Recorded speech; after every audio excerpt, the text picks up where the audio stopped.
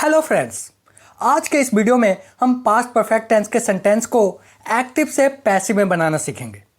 इस वीडियो से पहले मैंने present indefinite tense, present continuous tense, present perfect tense, past indefinite tense, past continuous tense के sentence को एक्टिव से पैसिव में बनाना सिखा चुका हूँ, जिसका लिंक मैंने डिस्क्रिप्शन में दे दिया है, या फिर हमारे playlist tense active and passive voice को भी चेक कर सकते हैं, जहां टेंस से रिलेटेड सारे वीडियो आपको मिल जाएंगे।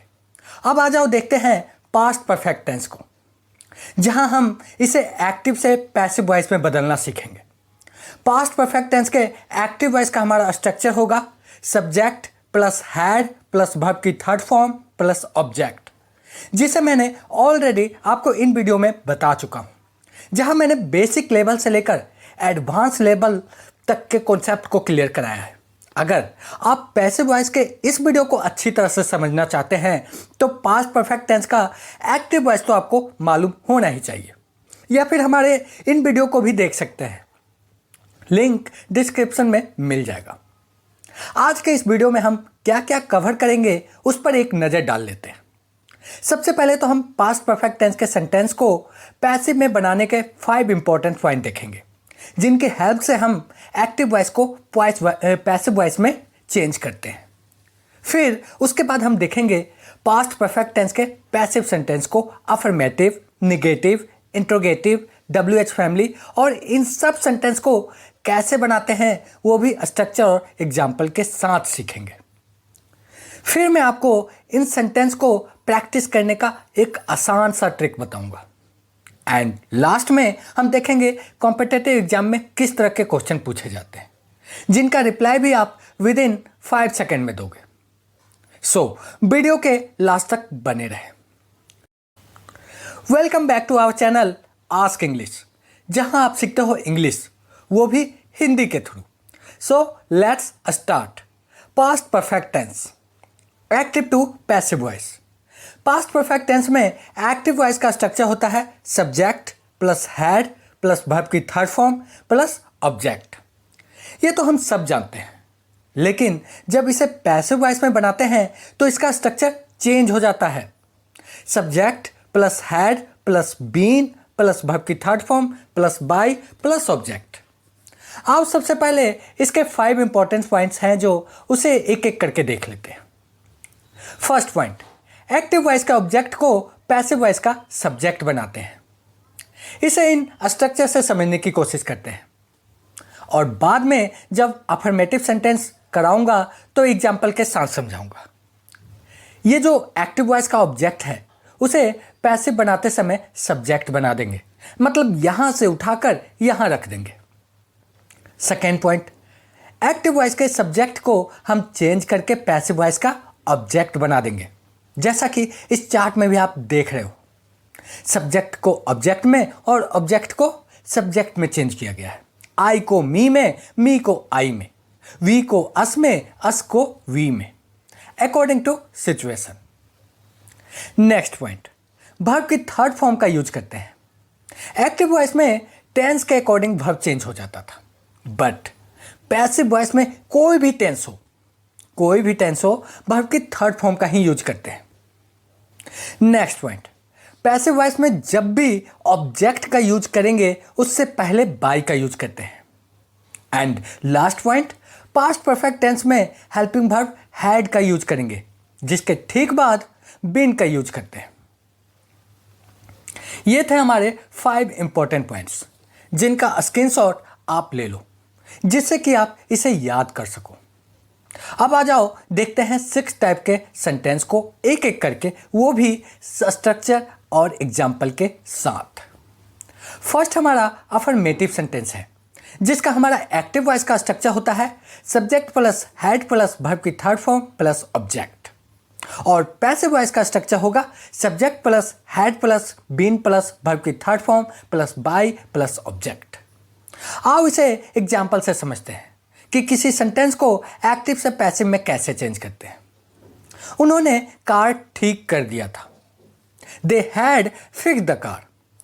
यह हमारा एक्टिव वॉइस का सेंटेंस है, जब इसे हम पैसिव में चेंज करेंगे तो जो हमने अभी अभी 5 इंपॉर्टेंट पॉइंट पढ़े उसे ध्यान में रखना है।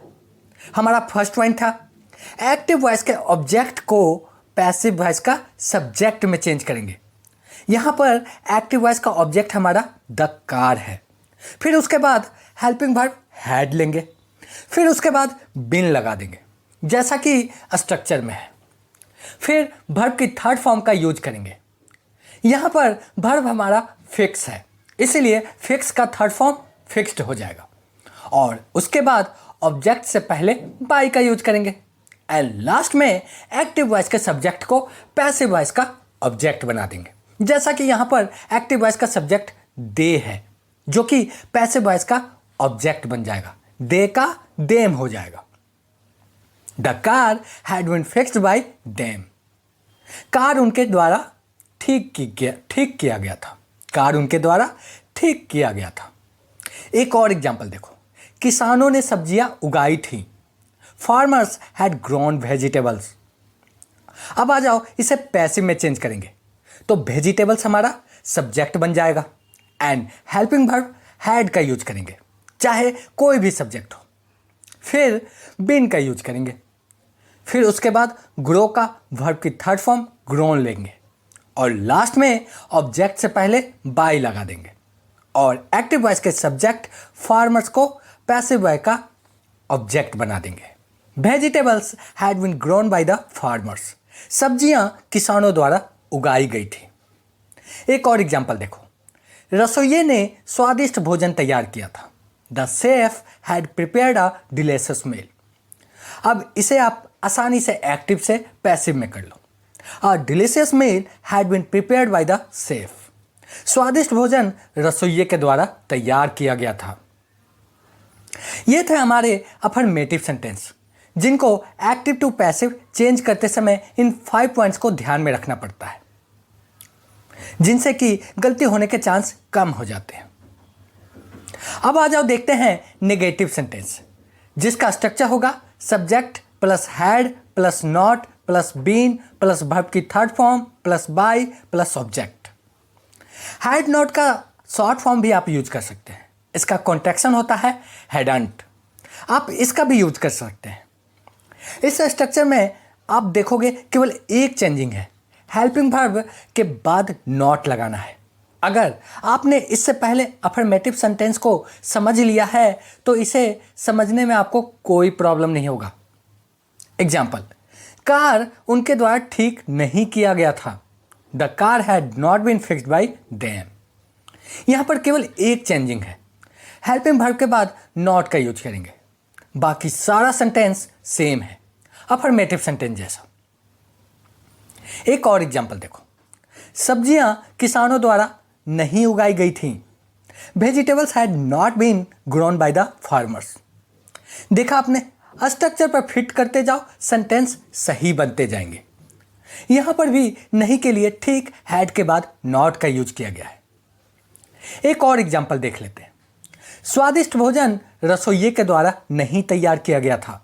A delicious meal had not been prepared by the chef. आपने देखा सभी चीजें अफर्मेटिव सेंटेंस जैसी ही हैं, बस हेल्पिंग वर्ब के बाद नॉट का यूज किया गया है।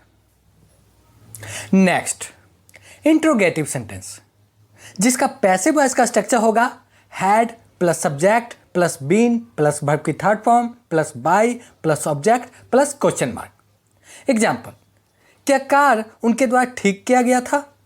Had the car been fixed by them.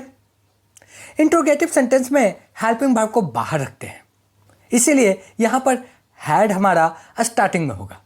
बाकी सारा स्ट्रक्चर पहले जैसा ही है। अगर इसे डिटेल में जानना चाहते हैं तो पास्ट परफेक्ट टेंस के बेसिक वाले वीडियो को एक बार जरूर देखना, लिंक डिस्क्रिप्शन में मिल जाएगा। और यहां मैं मान के चल रहा हूं कि एक्टिव वॉइस के सारे कॉन्सेप्ट आपको क्लियर हैं, इसीलिए तो आप एक्टिव से पैसिव बनाना सीख रहे हैं। अगर एक्टिव वॉइस क्लियर नहीं है तो पहले इस वॉइस को देख लें। आओ इसे एक और एग्जांपल से समझते हैं। क्या सब्जियां किसानों द्वारा उगाई गई थी? Had vegetables been grown by the farmers? Helping verb को उठाया और बाहर स्टार्टिंग में रख दिया। बाकी सारा सेंटेंस वैसे का ही वैसा है। क्या स्वादिष्ट भोजन रसोइये के द्वारा तैयार किया गया था? Had a delicious meal been prepared by the chef? ये थे हमारे इंट्रोगेटिव सेंटेंस। अब देखते हैं इंट्रोगेटिव प्लस निगेटिव सेंटेंस, जिसका पैसिव वॉइस का स्ट्रक्चर होगा had plus subject plus not plus been plus verb की third form plus by plus object plus question mark. Example, क्या कार उनके द्वारा ठीक नहीं किया गया था? Had the car not been fixed by them? इसका स्ट्रक्चर बिल्कुल सेम इंट्रोगेटिव सेंटेंस के जैसा ही है, केवल नहीं के लिए नॉट का यूज किया गया है, जो कि ठीक सब्जेक्ट के बाद होगा। एक और एग्जाम्पल देखो, क्या सब्जियां किसानों द्वारा नहीं उगाई गई थी? Had vegetables not been grown by the farmers? Helping verb को उठाया और बाहर रख दिया। बस स्ट्रक्चर का खेल है। स्ट्रक्चर दिमाग में है तो आप 100% करेक्ट ही बनाओगे। एक और एग्जाम्पल देखो, क्या स्वादिष्ट भोजन रसोइये के द्वारा नहीं तैयार किया गया था? Had a delicious meal not been prepared by the chef? अब आ जाओ देखते हैं WH फैमिली सेंटेंस, जिसके पैसिव वॉइस का स्ट्रक्चर होगा WH word plus had plus subject plus been plus verb की third form plus by plus object plus question mark. यहां पर WH वर्ड से मतलब what, when, where, why, who, how etcetera से है। Example, car उनके द्वारा क्यों ठीक किया गया था? Why had the car been fixed by them? यहां पर क्यों हमारा प्रश्नवाचक शब्द है, जिसके लिए वाई का यूज किया गया है। फिर उसके बाद हेल्पिंग वर्ब हैड लगाया गया है। फिर सब्जेक्ट द कार लेंगे और उसके बाद स्ट्रक्चर के अनुसार बीन का यूज करने के बाद वर्ब की थर्ड फॉर्म फिक्स का फिक्स्ड ले लेंगे और फिर बाय का यूज करेंगे और लास्ट में ऑब्जेक्ट दैम लगा देंगे, जो कि दे से चेंज होकर देम हो गया। Why had the car been fixed by them? एक और एग्जाम्पल देखो, सब्जियां किसानों द्वारा क्यों उगाई गई थी? Why had vegetables been grown by the farmers? बस स्ट्रक्चर को ध्यान में रखो, सेंटेंस सही बनते ही जाएंगे। एक और एग्जाम्पल, स्वादिष्ट भोजन रसोइये के द्वारा क्यों तैयार किया गया था? Why had a delicious meal been prepared by the chef? अब लास्ट सेंटेंस हमारा WH family plus negative sentence है, जिसका स्ट्रक्चर होगा WH word plus had plus subject plus not plus been plus verb की third form plus by plus object plus question mark. Example, car उनके द्वारा क्यों नहीं ठीक किया गया था? Why had the car not been fixed by them? अगर आपने इसका WH फैमिली सेंटेंस समझ लिया तो इसे समझना आपके लिए चुटकियों का खेल है। केवल सब्जेक्ट के बाद नॉट का तो यूज है। Why had the car not been fixed by them? एक और एग्जाम्पल देखो, सब्जियां किसानों द्वारा क्यों नहीं उगाई गई थी?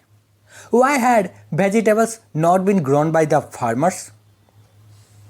ये सब WH फैमिली सेंटेंस के जैसे ही हैं, बस नहीं के लिए सब्जेक्ट के ठीक बाद नॉट लगा देंगे। एक और एग्जाम्पल देखो, स्वादिष्ट भोजन रसोइये के द्वारा क्यों नहीं तैयार किया गया था?